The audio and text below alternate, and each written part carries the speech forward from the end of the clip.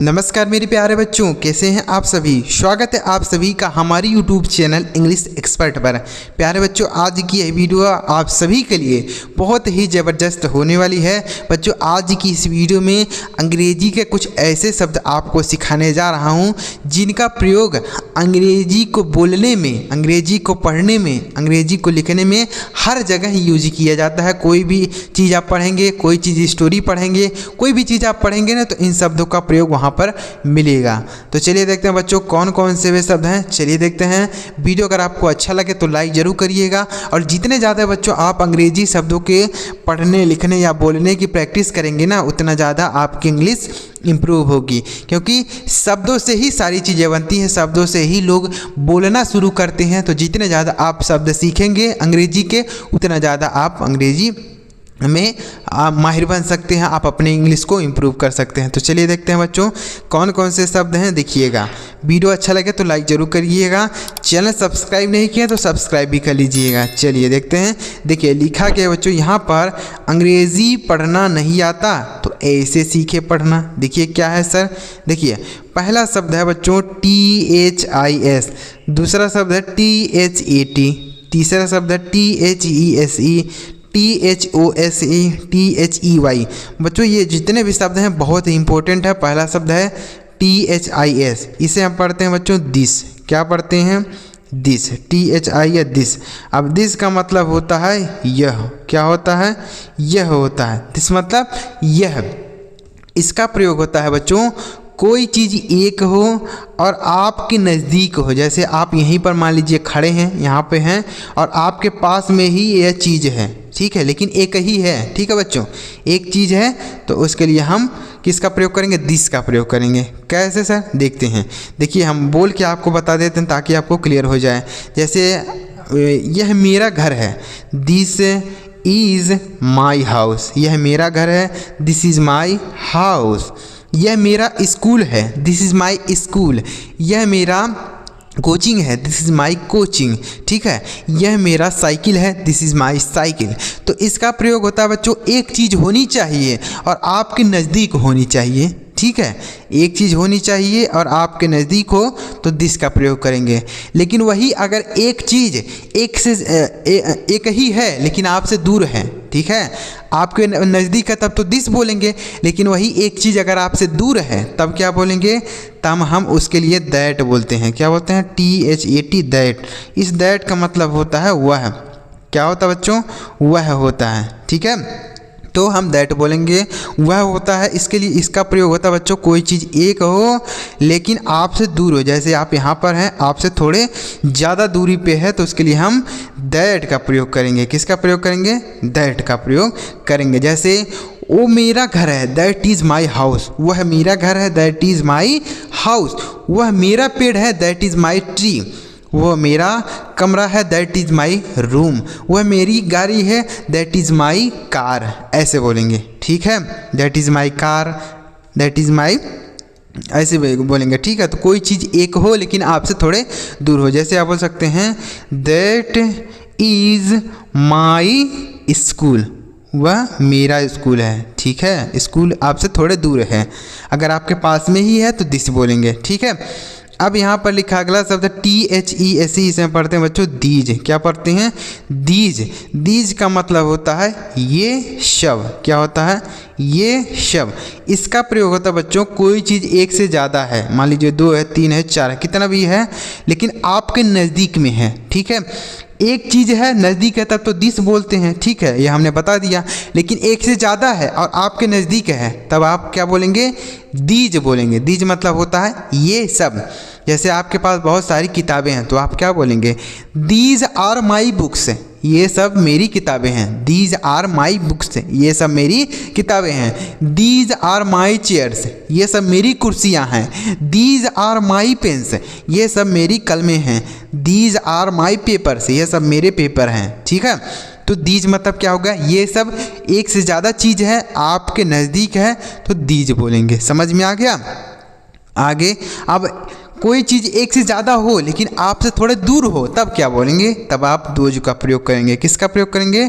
Those. ठीक है, those का मतलब होता है वे सब। क्या होता है, वे सब। मज़ा आ रहा है ना बच्चों, समझ में आ रहा है जो चीज़ मैं आपको समझाने का प्रयास कर रहा हूँ, समझ में आ रहा है ना। अगर कोई चीज़ एक है आपके नज़दीक है तब बोलेंगे दिस, कोई चीज़ एक है लेकिन आपसे दूर है तो बोलेंगे दैट, कोई चीज़ एक से ज़्यादा है आपके नज़दीक है तो बोलेंगे दीज, कोई चीज़ एक से ज़्यादा है आपसे दूर है तो बोलेंगे दोज। ठीक है, दोज मतलब होता है वे सब। जैसे आप कहीं पर खड़े हैं, आपसे थोड़े दूरी पे बहुत सारी साइकिलें खड़ी हैं, बहुत सारी गाड़ियां खड़ी हैं, तो आप बोल सकते हैं ना those are my bikes, those are my bikes, वो सब मेरी गाड़ियां हैं। Those are my bikes, those are my cycles, वे सब मेरी साइकिलें हैं। दोज आर माई रूम्स, वे सब मेरे कमरे हैं। ठीक है, तो दोज मतलब क्या हो गया, वे सब। अगला शब्द है बच्चों THEY, इसे हम पढ़ेंगे दे। दे का मतलब होता है वे, क्या होता है बच्चों, वे। इनका प्रयोग होता है व्यक्तियों के लिए, किसके लिए होता है, व्यक्तियों के लिए। जैसे वे खेल रहे हैं, वे खेल रहे हैं तो बोल सकते हैं दे आर प्लेइंग, वे खेल रहे हैं, दे आर प्लेइंग। ठीक है, तो इसका प्रयोग होता है बहुत सारे व्यक्तियों के लिए। समझ में आ गया। आगे लिखा है बच्चों THERE, से हम पढ़ते हैं देयर। क्या पढ़ते हैं, देयर। और देयर का मतलब होता है वहाँ, क्या होता है, वहाँ होता है। जैसे वहाँ जाओ और खेलो यार, यहाँ क्या बैठे हो, जाओ वहाँ पे खेलो, तो ऐसे बोल सकते हैं गो देयर एंड प्ले, वहाँ जाओ और खेलो, गो देयर एंड प्ले। ठीक है, वहाँ जाओ और खेलो। समझ में आ गया। तो देयर मतलब हो गया वहाँ, लेकिन अगर आपको बोलना है यहाँ, तब क्या बोलेंगे, तब आप हेयर का प्रयोग करेंगे। इसका हेयर, हेयर मतलब होता है यहाँ। जैसे कम हेयर, यहाँ आओ, कम हेयर, तो हेयर का प्रयोग करेंगे यहाँ के लिए, और वहाँ के लिए हम देयर का प्रयोग करेंगे। ठीक है बच्चों, कम हेयर, यहाँ आओ, ऐसे बोलेंगे। समझ में आ रहा है बच्चों सारे शब्द। अगला शब्द है THEM, इसे हम पढ़ते हैं देम। क्या पढ़ते हैं, देम। देम का अर्थ होता है उन्हें, क्या होता है, उन्हें होता है। इसका भी प्रयोग बहुत सारे व्यक्ति हैं उसके लिए करते हैं। जैसे मान लीजिए क्या बोलना चाहते हैं, उन्हें जाने दो, तो बोल सकते हैं लेट गो देम, उन्हें जाने दो, लेट गो देम, उन्हें जाने दो, लेट प्ले देम, उन्हें खेलने दो, ऐसे बोलेंगे। ठीक है, तो देम मतलब उन्हें। अगला शब्द है THEIR, इसे हम पढ़ते हैं दियर। क्या पढ़ते हैं, दियर। दियर मतलब होता है उनका, क्या होता है, उनका होता है। इसका भी प्रयोग बहुत सारे व्यक्तियों के लिए होता है, उनका। जैसे ये जो साइकिलें दिखाई दे रही हैं उनका, उनकी साइकिलें हैं, उनकी मतलब किन की, बहुत सारे व्यक्ति हैं। ठीक है, दीज आर दियर साइकिल्स। ठीक है, ये उनकी, ये सब उनकी साइकिलें, दीज आर दियर साइकिल्स। ठीक है बच्चों, तो दियर मतलब क्या हो गया, उनका।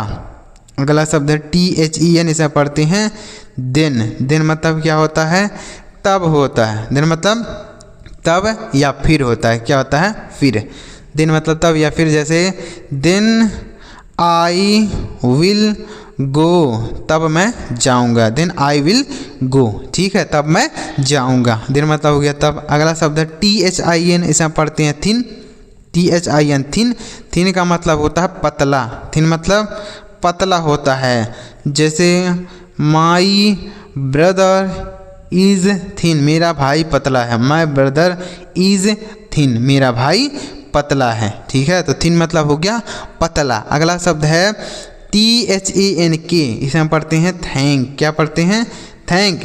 और थैंक का मतलब होता है बच्चों धन्यवाद। क्या होता है, धन्यवाद। किसी को आप धन्यवाद बोलने के लिए थैंक का प्रयोग कर सकते हैं, थैंक यू का प्रयोग कर सकते हैं, थैंक्स का प्रयोग कर सकते हैं। ठीक है, तो थैंक मतलब क्या होता है, धन्यवाद। जैसे थैंक्स ब्रदर, ऐसे बोल सकते हैं, थैंक्स ब्रदर, ऐसे बोलेंगे। ठीक है, थैंक मतलब क्या होता है, धन्यवाद। किसी को आप धन्यवाद बोलने के लिए थैंक का प्रयोग करेंगे। अगला शब्द है THROW, इसे हम पढ़ते हैं थ्रो। THROW, थ्रो मतलब होता है फेंकना। क्या होता है बच्चों, फेंकना होता है, थ्रो। जैसे don't throw the stone on the wall, दीवार पर पत्थर मत फेंको। Don't throw the stone on the wall, दीवार पर पत्थर मत फेंको। ठीक है, don't throw the stone in the pond, यानी तालाब में पानी पत्थर मत फेंको। ठीक है, तालाब में पत्थर मत फेंको। थ्रो मतलब होता है फेंकना। अगला शब्द है THEME, इसे हम पढ़ते हैं थीम। क्या पढ़ते हैं? थीम। और थीम का मतलब होता है उद्देश्य। क्या होता है? थीम मतलब होता है उद्देश्य। जैसे व्हाट इज़ योर थीम, तुम्हारा उद्देश्य क्या है, यानी तुम्हारा यहाँ आने का उद्देश्य क्या है। What is your theme to come here, यहाँ आने का तुम्हारा उद्देश्य क्या है। थीम मतलब उद्देश्य। अगला शब्द है THUMB, इसे हम पढ़ते हैं थम। क्या पढ़ते हैं? थम। थम मतलब होता है अंगूठा। क्या होता है? अंगूठा। देखिए इसे हम थंब नहीं पढ़ेंगे, THUMB, तो इसे हम थंब नहीं पढ़ेंगे। अगर यम के साथ बी होता है तो बी साइलेंट होता है, बी का उच्चारण नहीं किया जाता है। ठीक है, तो यहाँ पर इसे हम केवल और केवल थंब पढ़ेंगे, जैसे यहाँ पर हमने लिखा है वैसे ही पढ़ा जाएगा। थंब मतलब होता है अंगूठा। क्या होता है? अंगूठा। जैसे इट्स माई थम, यह मेरा अंगूठा है। इट्स माई थम, यह मेरा अंगूठा है। तो उम्मीद कर रहा हूँ बच्चों आपको ये सारे शब्द अच्छी तरीके से समझ में आ रहे होंगे। तो अगर आपको समझ में आ रहे हो तो वीडियो को लाइक कर दीजिए, क्योंकि इसके लिए मैं आपसे कुछ नहीं मांगता हूँ, केवल और केवल आपसे यही कहता हूँ कि आप वीडियो को लाइक कर दिया कीजिए, चैनल को सब्सक्राइब कर लीजिए। यही सभी चीज़ें आपसे कहता हूँ और 1 रुपया भी आपसे नहीं मांगता हूँ, और इतनी अच्छी चीज़ें आपको सिखाता रहता हूँ। तो इसके लिए आप इतना नहीं कर सकते बच्चों, सब्सक्राइब कर लीजिए और लाइक भी कर दीजिए। चलिए आगे बढ़ते हैं। आगे देखिए, आगे लिखा है THING, इसे हम पढ़ते हैं बच्चों थिंग। क्या पढ़ते हैं? थिंग। और थिंग का मतलब होता है बच्चों चीज़ बोल सकते हैं या वस्तु बोल सकते हैं। चीज़ मतलब होता है चीज़ या वस्तु बोलेंगे, थिंग मतलब चीज़ या वस्तु। ठीक है, जैसे दीज आर माई थिंग, ये सब मेरी चीज़ें हैं। दीज आर माई थिंग, ये सब मेरी चीज़ें हैं। ठीक है, तो थिंग मतलब क्या हो गया बच्चों? चीज़ हो गया। अगला शब्द है THREE, इसे हम पढ़ेंगे थ्री। क्या पढ़ेंगे? थ्री मतलब होता है 3। थ्री मतलब 3 होता है। समझ में आ गया बच्चों? थ्री मतलब क्या हो गया?